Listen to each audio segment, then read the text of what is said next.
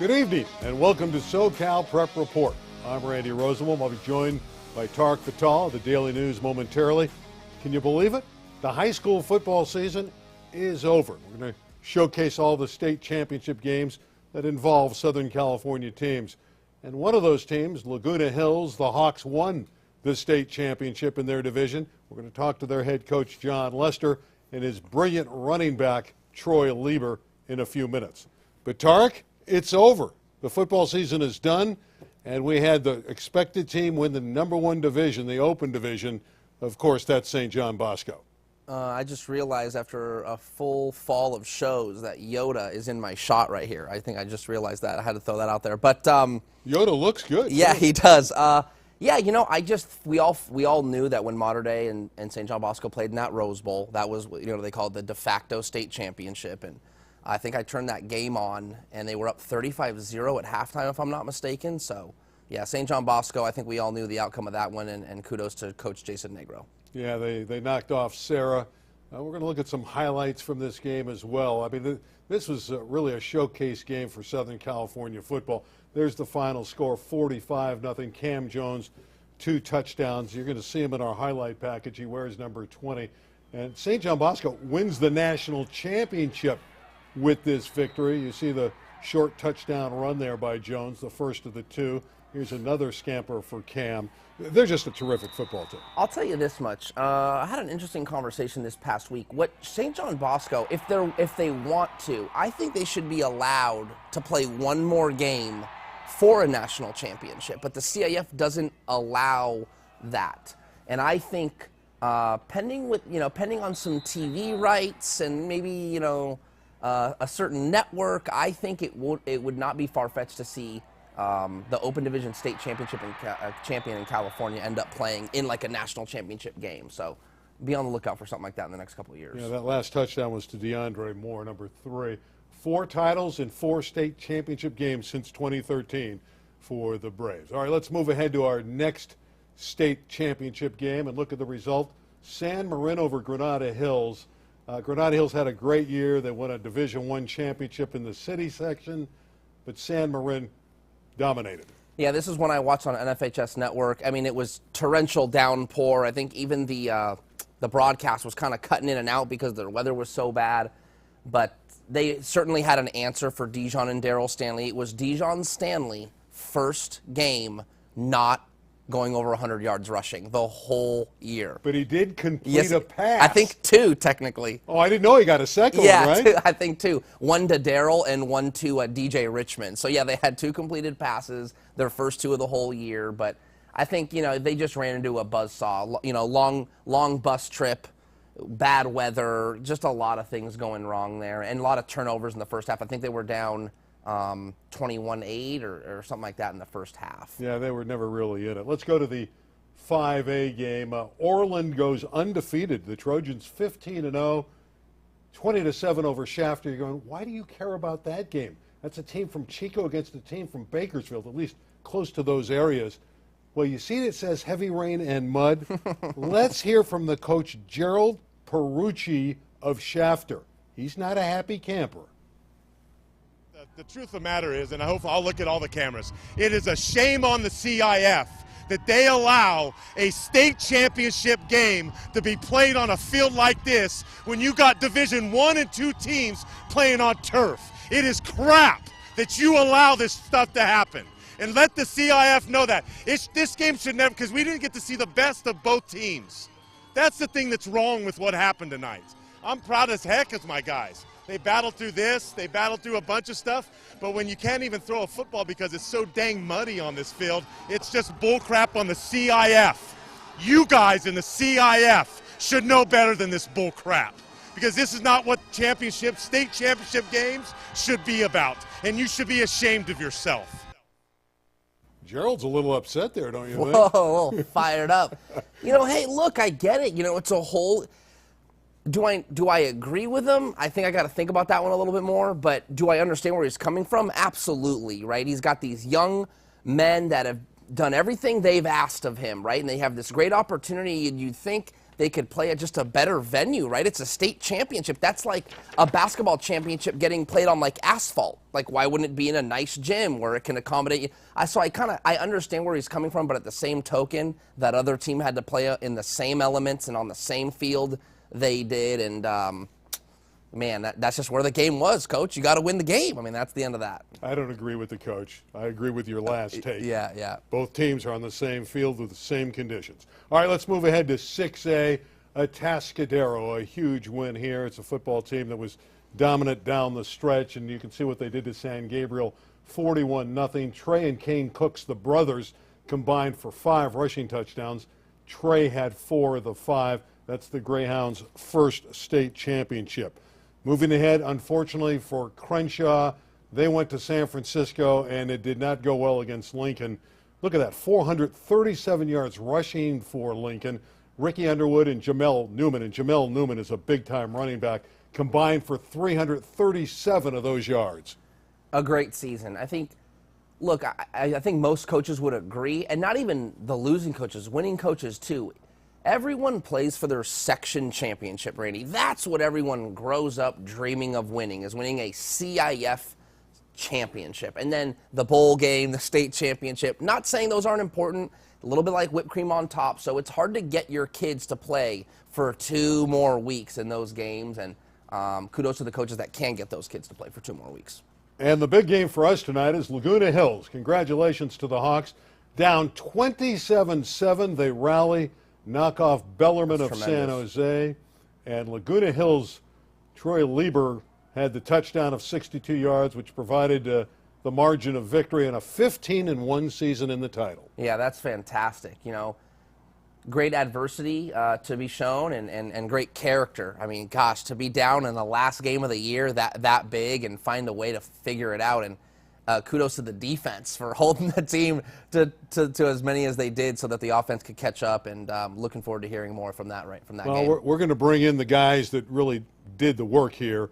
Coach John Lester and his outstanding running back Troy Leigber. And again, 15 wins is a school record. The most prior was 13. Coach, first and foremost, and Troy as well, congratulations on the state title. It has to be a crowning achievement for your school. And first and foremost, how did you come from 27-7 down, Coach?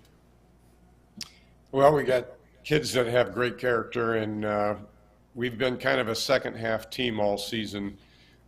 In just about every playoff game, we were behind at some point in the game, but in most of our games, we really outplayed our opponents in the second half. I think our conditioning was superior, and our kids were really motivated when we came out in the second half.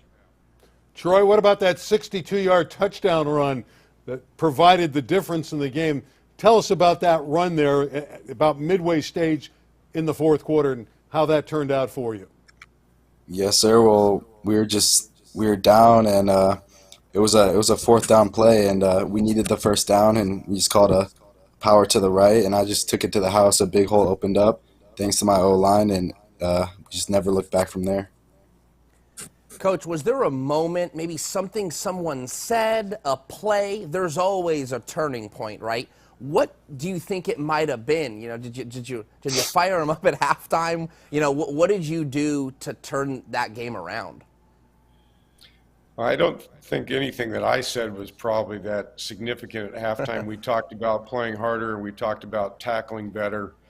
We talked about making plays on offense. But I think Troy probably had a bigger impact once we got out on the field to warm up for the second half.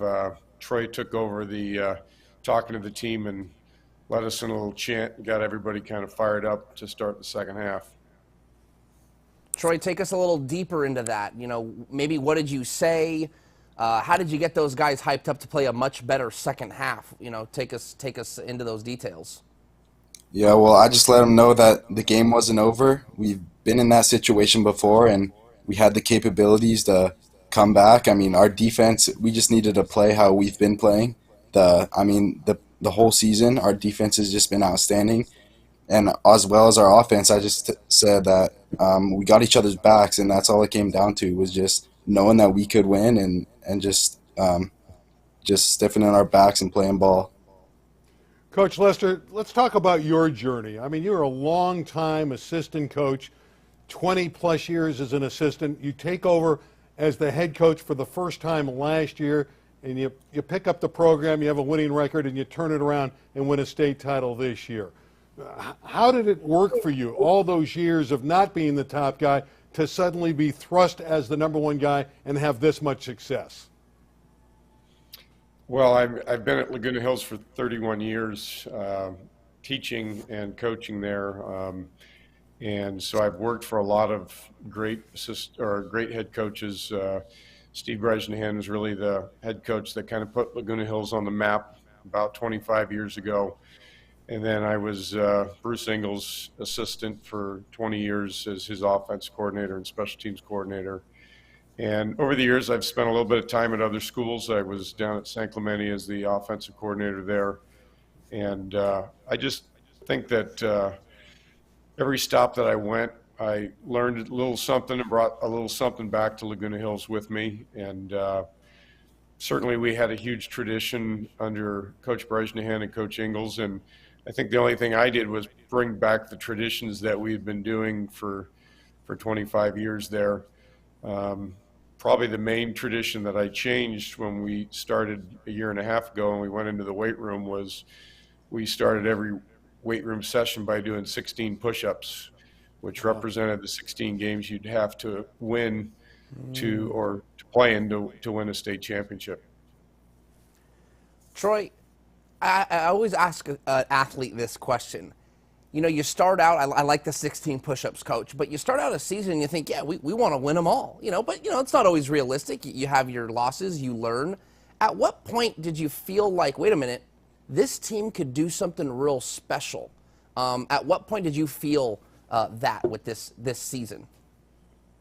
Well, I mean, I really believed in us from the beginning. I knew that we had the potential to be a great team, but I mean, once we really started winning games, and I mean, we're 6-0, 7-0.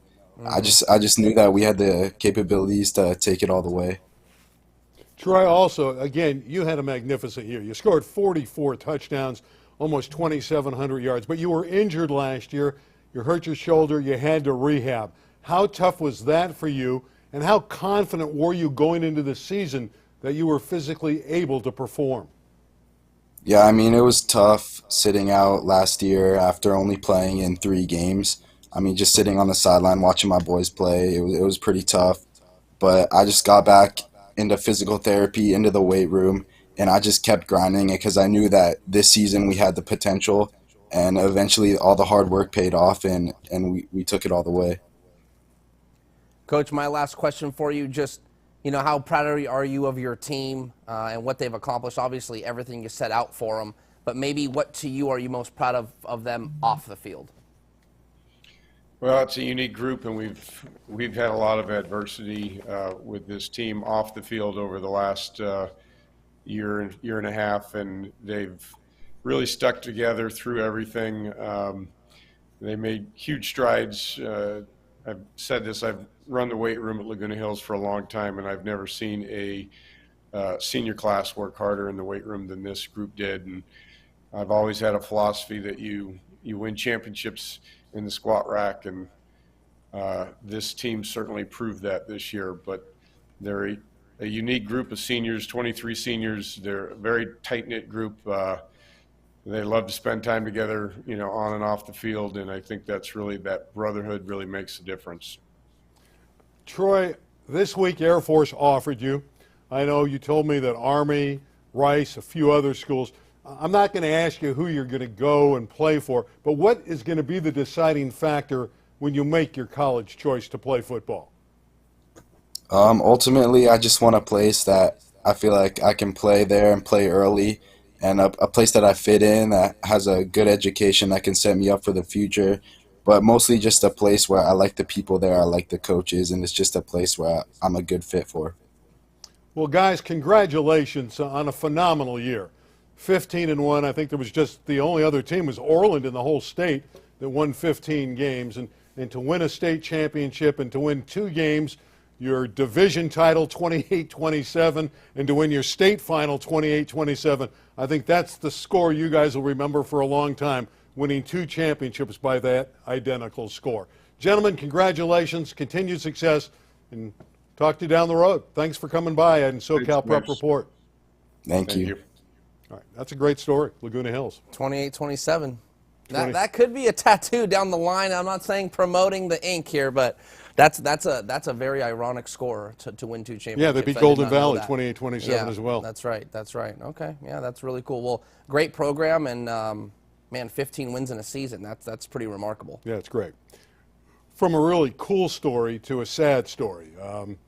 We lost a guest of ours. He was on not all that long ago, Peter Ackerman. Pete Ackerman, great softball coach at Oaks Christian. He passed away recently at the age of 77.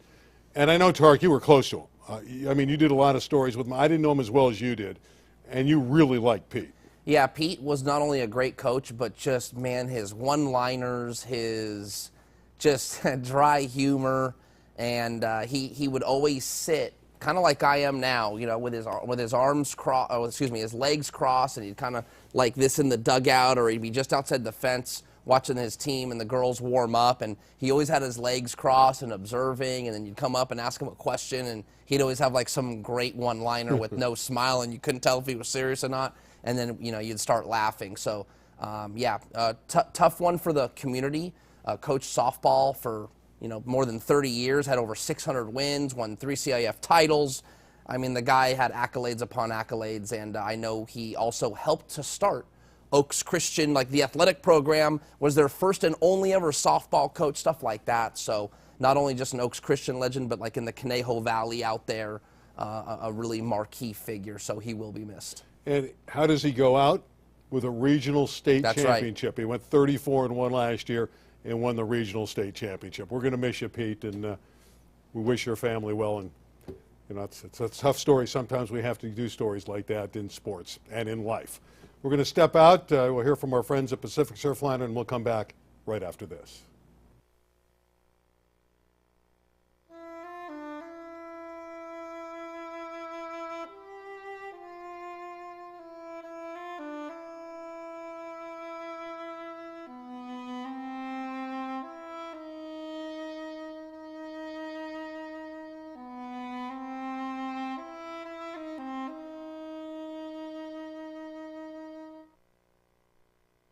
Southern California has always been a land of discovery. From historic gems, to iconic beaches, to top attractions. Let the Amtrak Pacific Surfliner be part of your journey as you explore more of the place we call home.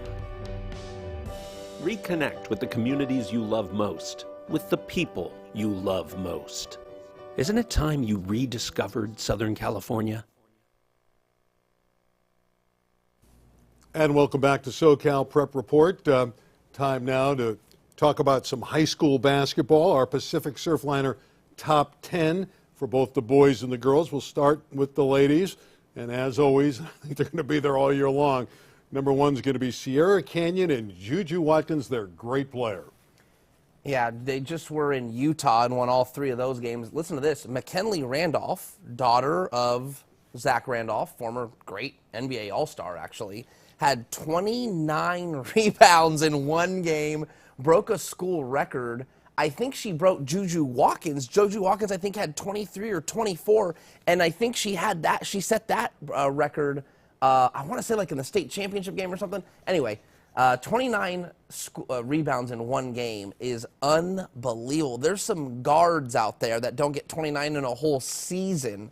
She got 29 in one game, so certainly worth noting for McKinley Randolph. Yeah, and they have Gilbert Arenas' daughter on that team who's very good, and they just brought in a 6'4" player from out of state who's really talented, and they won the state championship. They actually didn't win the section title last year. They lost to Etiwanda in a very close game. So there's Etiwanda sitting there at 9-0. Mater Dei's always great in girls basketball. Coach Kiernan does a great job.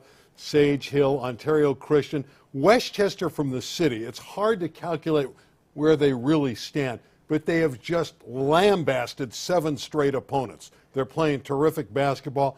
Esperanza at number 7. Chaminade we have at number 8, who just lost to Mater Dei. Correct. Then there's Windward and Harvard Westlake, who's really starting to come on.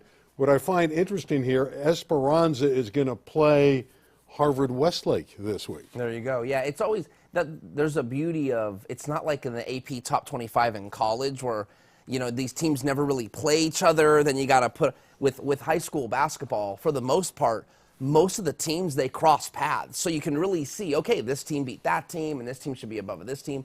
So when there's head-to-head matchups, it makes the top 10 rankings a little bit easier to fine-tune. On the boys' side, let's take a look at these rankings. Corona Centennial, and they lost to, who'd they lose to? Duncanville, number one team in the country. Yeah, that's what I was so we're not say. even mad at that. Yeah, so, and it was a close game. Yes, it was. Harvard Westlake's brilliant. Rebibo's got a great club at 11-0. I know you've seen them a lot. Yeah, I mean, Harvard Westlake is the team to beat in the Mission League. For those that don't know, Sierra Canyon is now in the Mission League. So teams like Harvard Westlake, Sierra Canyon, and Notre Dame Sherman Oaks. It's like this three-headed monster.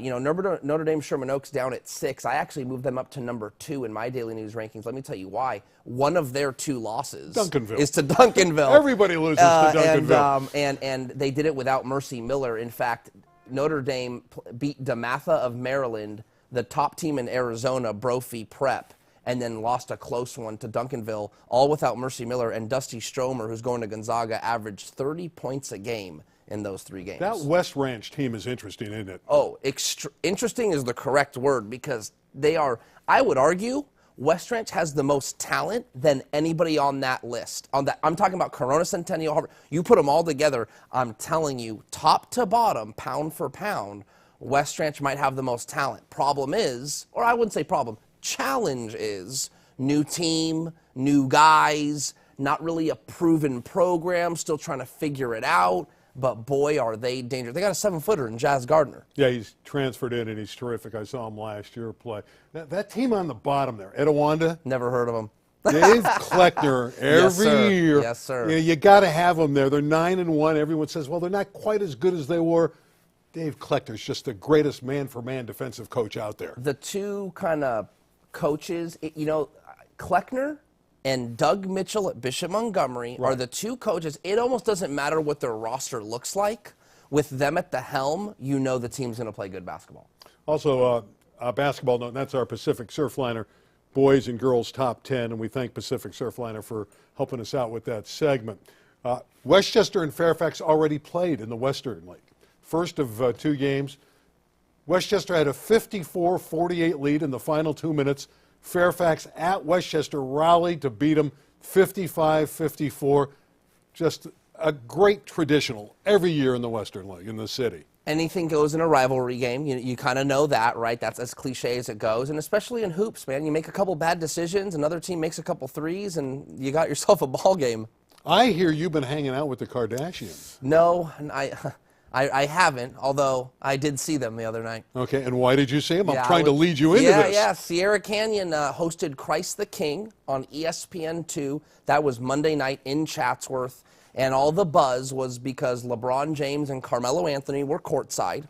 As we know, LeBron James' son, Bronny James, and Bryce James play for Sierra Canyon, but Carmelo Anthony's son, Kyan Anthony, plays for Christ the King. So, and to even take it even further, it's not just, oh, hey, you know, the Suns are playing. 20 years ago, it marked the 20-year anniversary, if you want to call it that, of when Carmelo Anthony and LeBron James played each other in high school. And then here they were 20 years later watching their sons play. Sierra Canyon ended up winning, I believe, 62-51. Here's a great highlight. Does this look oddly familiar? That the one-handed tomahawk jam on a fast break, that's Bronny James. He ended with, I believe, 12 points, 6 rebounds, 3 assists. Great floor game. Isaiah Elohim had 17 points. Kyan Anthony, Carmelo Anthony's son, had 8 points. I will say this. ESPN did a great job at the end of the game. They had a sequence where they cut the LeBron highlights. I watched the game. Oh, okay. LeBron highlights married together with Bronny's highlights, and it was eerily similar,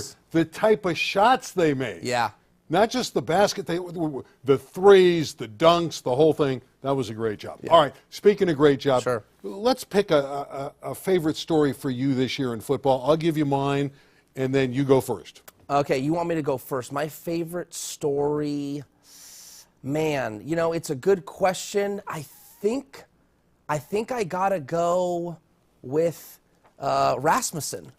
You stole mine. Oh, is that yours? That's okay. Go with Bella. No, go with yours, and let me think a little bit more about mine. That's fair. Okay, Bella Rasmussen is the young lady that scored 2 touchdowns for Laguna Beach. Okay, so she became famous, first girl to score 2 touchdowns in a game. There she is, the smiling one. She ironically is doing an interview right now on ESPN. We tried to get her on, and she wanted to come on, but she's doing the ESPN interview. But we love her. But she's just signed. She's the first girl football player to ever sign an NIL deal. And she's doing it with a mental health group because she wanted to do work with a company. She wanted to be aligned with a company that did good things for people. That's the kind of person Bella is. And she's also going to play in a celebrity flag football game coming up at SoFi.